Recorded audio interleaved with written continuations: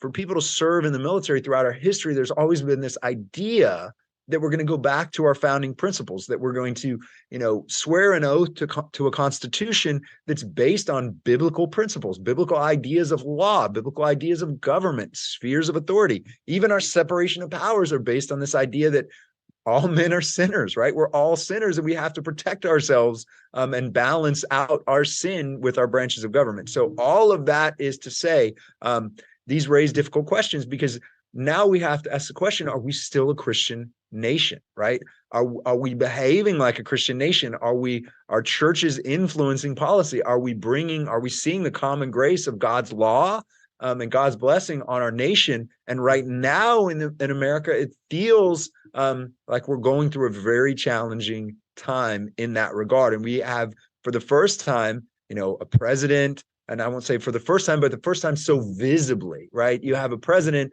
who is, displaying an LGBTQ rainbow flag on the White House, right? Like promoting that over anything else, and so we're seeing a level of sin and depravity in the United States that's so publicly visible. It's not that it always hasn't been there, but it's so publicly visible and celebrated. It feels upside down. And that's certainly now a part of our military and a part of what we see happening in the military. So again, if you're being asked to serve in a military when your nation is embracing things the Bible teaches are sin and wrong and lead to destruction, how are we just in what we're doing then? It gets much harder to think of military service as supporting a just war if our nation's turning their back on that.